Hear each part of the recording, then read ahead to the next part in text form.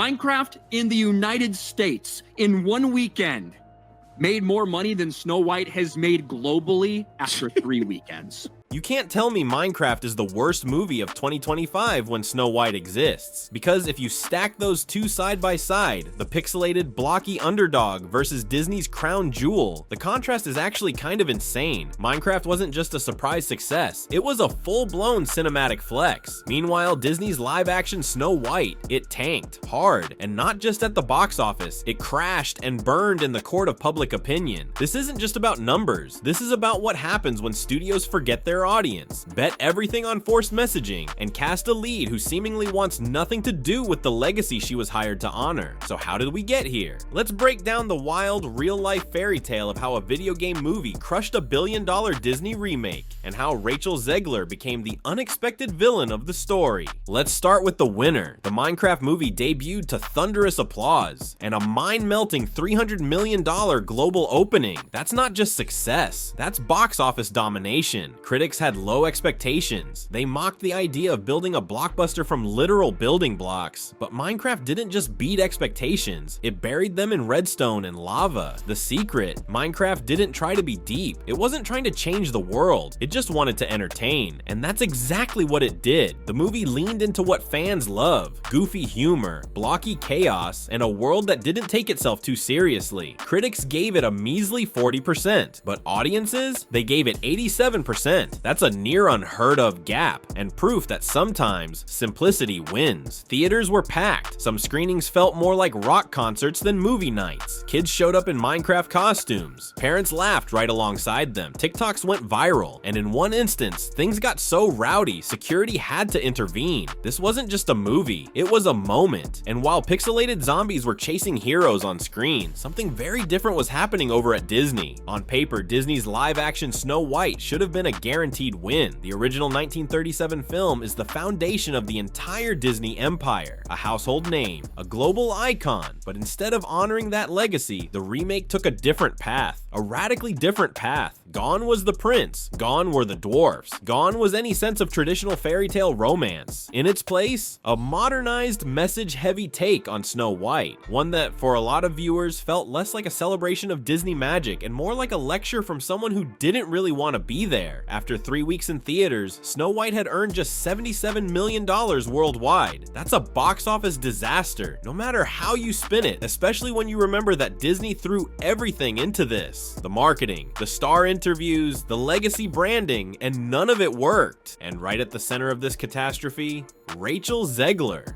When Zegler was first announced as Snow White, there was cautious optimism. She had the vocals, she had the look, she had the rising star energy, but then she started talking. In interview after interview, Zegler didn't just promote the movie, she practically disowned the original. She slammed the 1937 version for being outdated, said Snow White wouldn't be dreaming about love, declared there would be no prince, and worst of all, she gave off the vibe that she didn't care if fans liked it or not. One quote stood out: "People will always show up for me. It was meant to be confident. It came off arrogant." And fans didn't forget it. That's when the backlash really exploded. TikToks mocking her comments, Twitter threads dragging her tone, and YouTube commentary channels feasting on the spectacle. Zegler, in many ways, became the scapegoat for the movie's failure. But the truth is more complicated. Behind the scenes, Snow White was already a sinking ship before it ever left port. Sources say the script was rewritten multiple times, with each draft drifting further from the original story. The dwarfs were replaced with CGI creatures. The prince was erased. The love story was sidelined for a message about being a leader. Look, nothing wrong with leadership, but when you rip the heart out of a fairy tale, what are you left with? Fans didn't recognize the story. Parents weren't excited to take their kids. Even longtime Disney loyalists were scratching their heads. And as Zegler's sound bites kept going viral, Disney stayed strangely silent. No damage control, no reframing, just a slow, awkward meltdown. It felt like Disney was letting her take the fall, or worse, didn't care. This moment isn't just about one movie, it's a reflection of something deeper happening in Hollywood. The widening gap between what studios think audiences want and what audiences actually want. Over the past few years, Disney has released remake after remake, each one more message focused than the last, and each one met with declining box office returns. People don't hate new ideas, but they do hate being talked down to. They hate being preached at in the middle of what supposed to be escapist entertainment.